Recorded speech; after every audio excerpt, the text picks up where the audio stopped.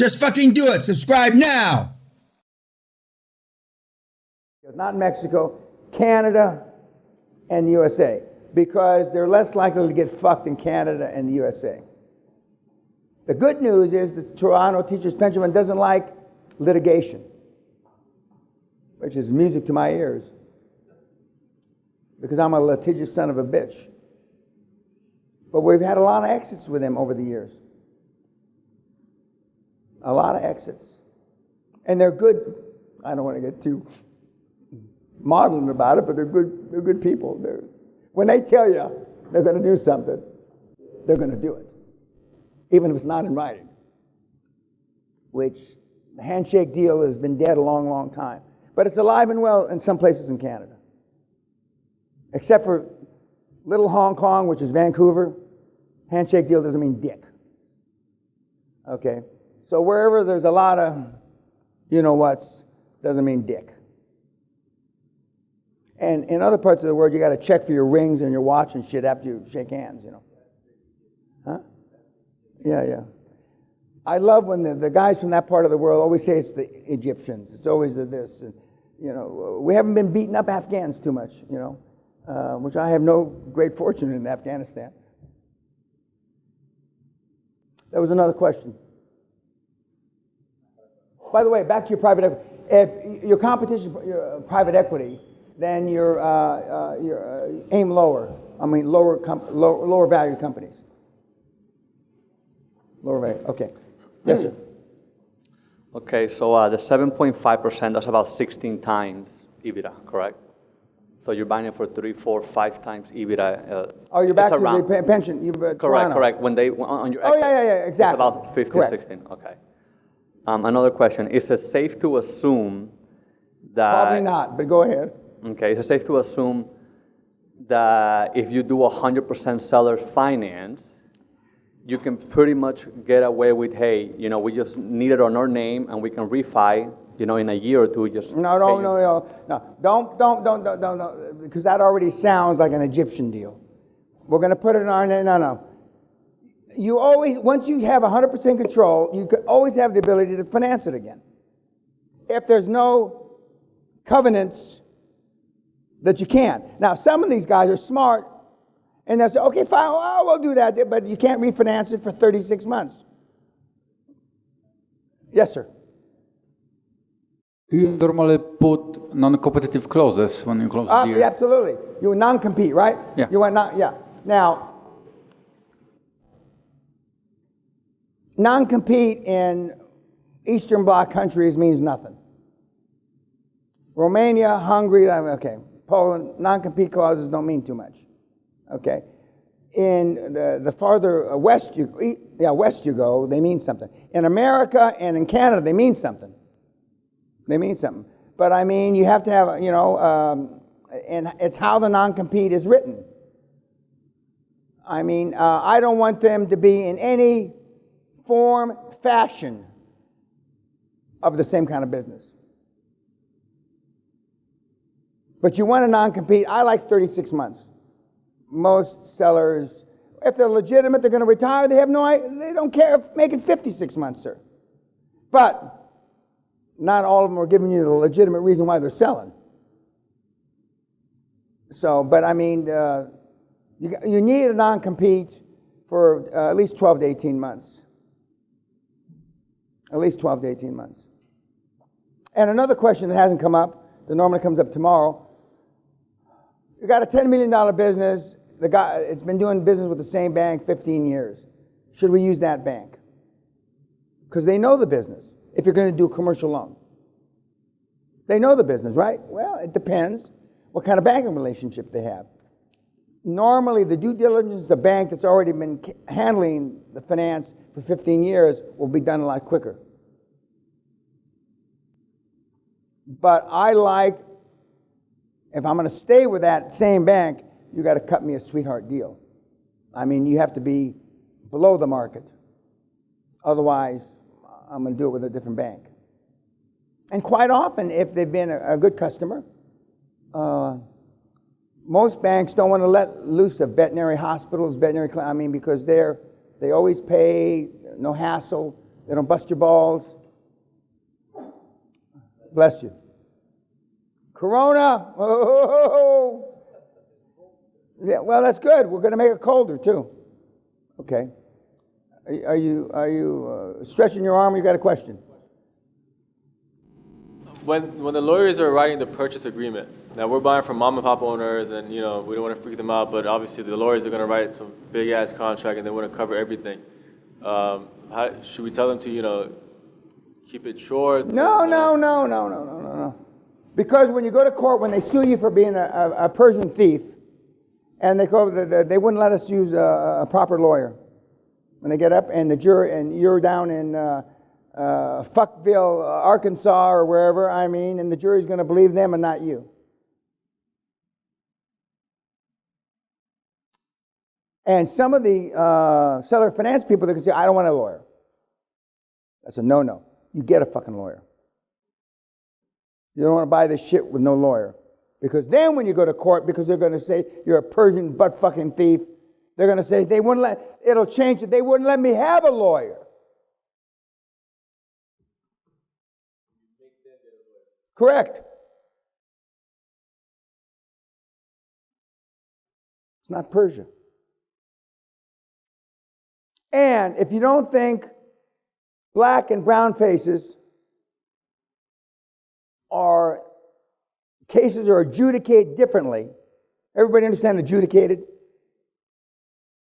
You're crazy. I'm sorry to tell you, racism is alive and well. Where's the place you bought? Or you're buying? Where is it located?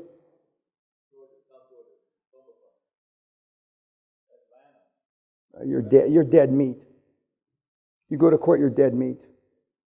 They're going to paint you like a little fucking Persian terrorist. But you are. Calling a spade a shovel. I'm telling you how it is. Not how you would like it to be. I got fucked in Georgia. Not in a good way, as Vinica would say. I got fucked in Georgia, in Fort Gordon, Georgia. And ultimately it was adjudicated properly, but because my name was Peña, and I'm a blue-eyed, light-skinned weirdo, okay? And my name, though, so my name ultimately became Peña. And then everything was cool. Oh, we thought that you were a wetback. And this is how they talk. If they're not saying it, they're thinking it. Oh, I'm so sorry, Mr. Peña. I'm so sorry.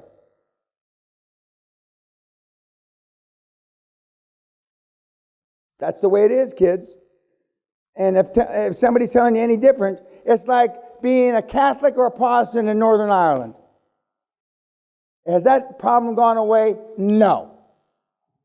Do we pretend it's gone away? Yes. It's that simple. That's why you have a lot of white people on your board. It's a shitty thing to say in 2020. It is. I know it is. But I want you to succeed against all the odds. And there's no book written that I'm aware of that tells you how to do this. Now, you guys have read all the books in the world. Is there a book that tells you how to do this? No. Toronto, you probably read 2,500 books. Tell me, is there a book that tells you how to do this?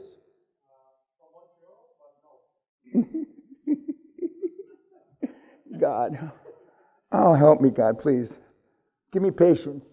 Give me patience. Anyway. But there's always a couple of you that are good for a laugh, right? Just to cut the tenseness. Okay. Yes, sir. Going off your last point, the black guy in South Africa. Anelli. He's very impressive. Has he litigated yet? And not that I'm aware of, no. He had some, before QLA, because business 18 years, 106 employees. He may have been involved in litigation. But I mean, he's black, and it's going to be a black jury, a black judge. I mean, so I'm not worried about him down there. I'd be more worried if he wasn't black. But my name is Nelly, I'm black. I can't even say it without laughing. I mean, you saw him, right? But he's doing terrific. He's doing terrific. And oh, absolutely. Yeah, absolutely. Yeah, I could give a whole seminar on that too. But yeah, but he's doing great. But I mean, white people are doing it too there. There's so much money, it doesn't matter what color you are. And Durban in South Africa is Indian. 40% of the population of Durban is Indian. I mean, there are pockets. It's the second biggest mass of Indians on the planet outside India, Durban, South Africa. Durban, South Africa. And we had offices in Cape Town, Durban, Johannesburg, Gurgaon, Bangalore, Ortigas, Manila. Well, I may be leaving a couple out. And we've done our time. So therefore, on the flip side of that point, with the Polish white guy who's in Mauritius or South Africa, how's he doing, and has he litigated there? No, he hasn't litigated there. He's been slowed down by Corona more than Nelly. But it's a force of character. I mean, not character, personality. I'm not putting words in Nelly's mouth. I'm not, but I mean, when he's less likely to be pulled over by the police because he's not social distancing than a white guy. It's probably not. I'm not saying that he won't get pulled over. But and I don't know this for a fact, but I'm pretty sure that Marcus was less likely to be pulled over in Austria during lockdown as he drives through with his limousine and his fucking convoy of fucking, so the, but in general, lockdown is good for us. Where it's not so good is because we can't see the assets. You got to go see the assets. I'm just telling you this. Although I have kids buying assets unseen, that's like buying a wife. You used to be able to buy a wife in the old Sears catalog 150 years ago. There were a lot of big surprises when those gals showed up, to say the least. And of course, on the other side, there was a book written a long time about the gals. I thought I was going to Montana. I thought Montana was near Chicago. And I thought the guy had 200,000 acres. He had 200 acres, of land, So there's a flip side of that. It's like internet dating. I don't understand that at all. Not even the foggiest. I don't understand that at all. And but I know guys that not only went on dates from the internet, but married. I don't get it. But that's where we are in the world. If you got to get a wife on the internet, something's not right with you. Yes, sir. In terms of 100% seller finance, if they ask for a personal guarantee... See, he loves seller finance. He's already doing the spreadsheets in the 0% interest. Oh, yeah, well, you love that. I love it. I wish we had a picture of your white face when I said zero interest. Go ahead. Should we do all we can to avoid that personal guarantee, or should we be comfortable? No, you fight, scream, claw. I'm not guaranteeing anything. Fight, scream, claw. A guarantor is a fool with a pen. But at the end of the day, to get the deal done, your first deal done, the challenge is once you sign once, then, I see you guaranteed this with Bank of America, okay, then they want your guarantee. I signed one guarantee long time ago. I haven't signed any since. But now, if you just, when you're going to hear Jason Nagy tomorrow, you got to hold your nerve and just go to another bank.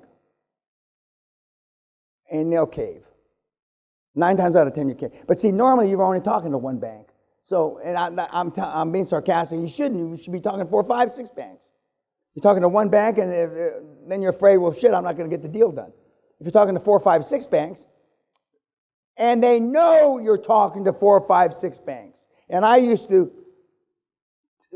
these are the guys I'm talking to, Bank of America, Citibank, and here are the cards.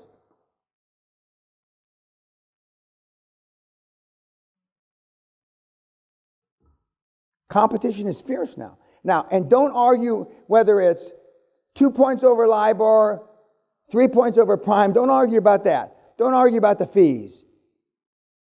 I don't mind. I don't care what interest rate, as long as I get the deal done. You heard Anelli say, any interest rate, any fees are too high for the deal creators. No fees are too high to get the deal done. Because remember, guys, it's not your fucking money. It's OPM, other people's money. It's not your fucking money, so don't fight so hard. You're used to fighting because it's your money, or you're used to fighting depending on what part of the world you're from. It's not your fucking money. 1 over prime, 2 over prime.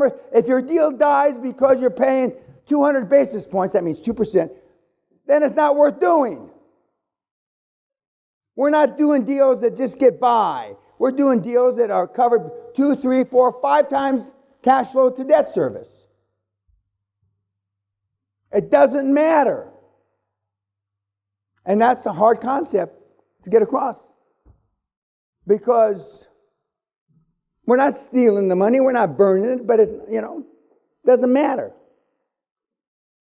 And your return, your ROI, if you call it that, the difference whether you pay 6% or 5.5% is de minimis.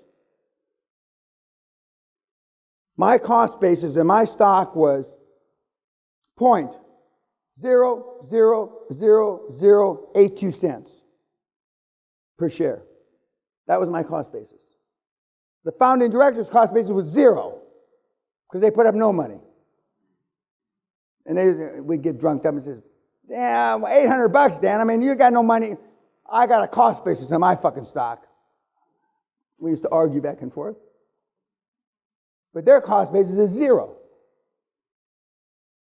Your cost basis, other than the $1,000 or whatever you pay to form the company, will be 0. And the cost basis of your fellow founding directors will be 0 because they put up no money. Now, occasionally you're going to find a director who wants to put up money. We had the chairman of Boots in a deal many years ago. He said, I don't feel right now putting up any money. Can't I put a couple £100,000 in? Make me feel better. And I said no. But the you in the deal, like you're going to take the $200,000 and put it in your pocket. Yeah. And if I had allowed him, he would have taken the money and put it in his pocket. And so finally, he put in some money.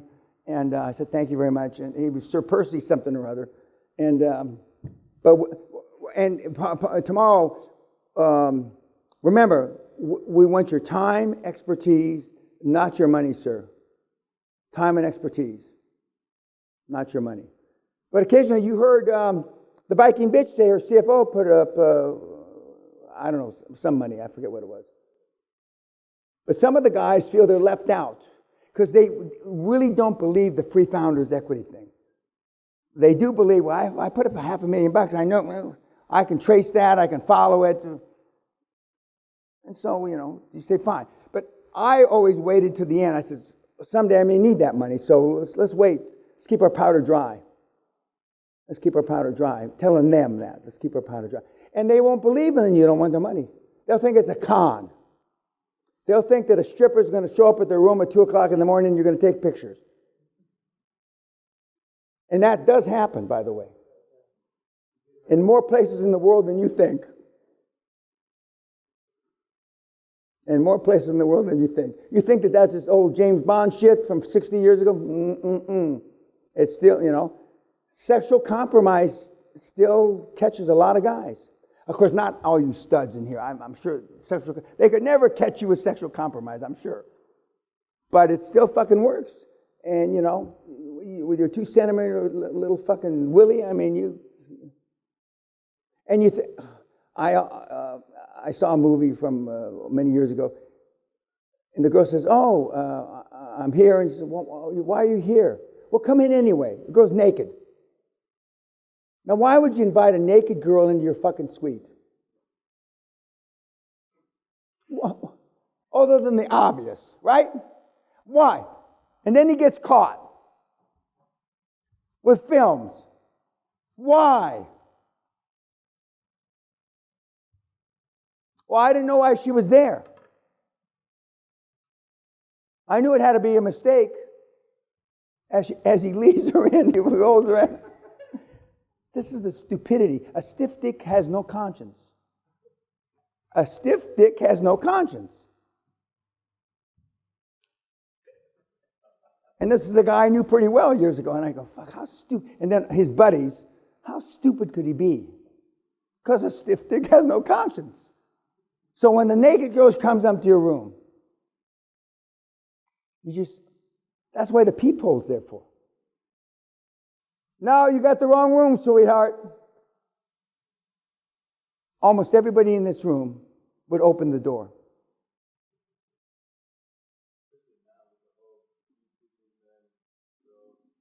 Yeah, well, that girl's not a Me Too movement. That's her door. Fuck it. And when they go like this in the robe and they're not wearing anything, oh, just a minute, as you're trying to unlock the locks. Why would you open the door? Well, we all know why, right? Because we're weak. Who's by 5:30? 6. Any other questions? We're going to do some more detail about the interviewing of the chairman, and we're going to go over some, they call it frequently asked questions. I don't know if that's exactly accurate, but we're going to go through frequently asked questions.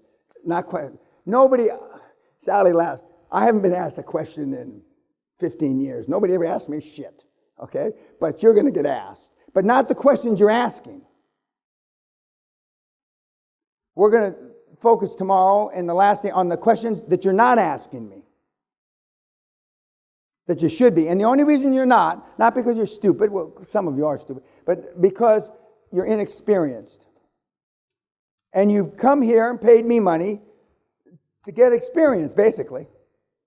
Just as you have the experience in the gigs, in the thumb drives. So we're going to go over some shit, a lot of shit that you haven't asked through now, the questions they do ask you.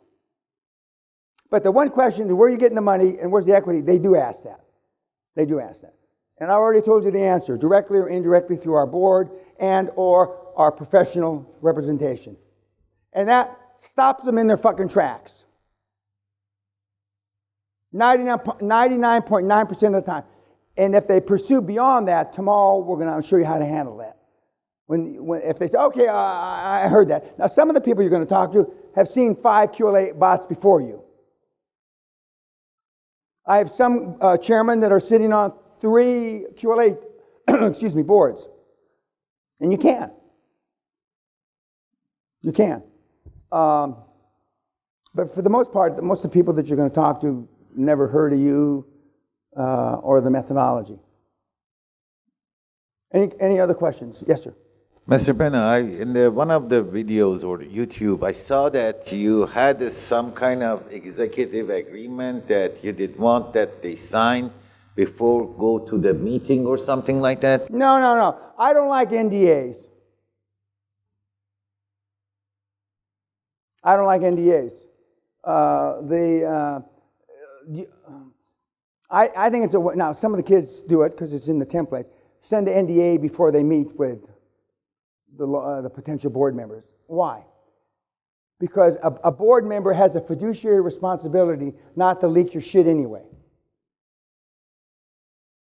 I won't sign an NDA myself. That's insulting. You come to me to be your chairman and you want me to sign a fucking NDA? I invented this fucking program. And some of the other guys will think that way. You go to the former Secretary of the Treasury, you go to the former head of the Bank of England. You're pissing on their honor. But for the little guys that are buying and selling gas stations, they do that. But we're up, this is a league of different gentlemen, whatever that movie is. Yeah, you're stepping up. You're stepping up out of the gutter for the first time in your life. And there's certain things, except for in Egypt, there's certain things that you can accept as a given. As a given. I don't think I've ever seen, I have to check with Andreas about the German sound and NDAs. I don't know. I really don't know. Anything else? Yes, sir. Does this work with franchises and restaurants? No. I'll answer that more in more detail tomorrow, but no. The franchise model, and I used to be the chairman of the fastest growing franchise in Europe, in the EU, 25 years ago. And it doesn't work. It doesn't work. It all depends on how the franchise agreement is written, and almost all the franchise agreements are written in the favor of not the franchisee, but franchisor. And so you're fucked.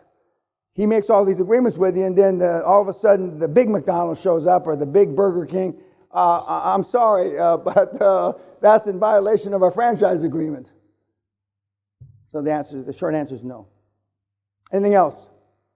Okay, I'll see my 5:30 at 5:30 in my office.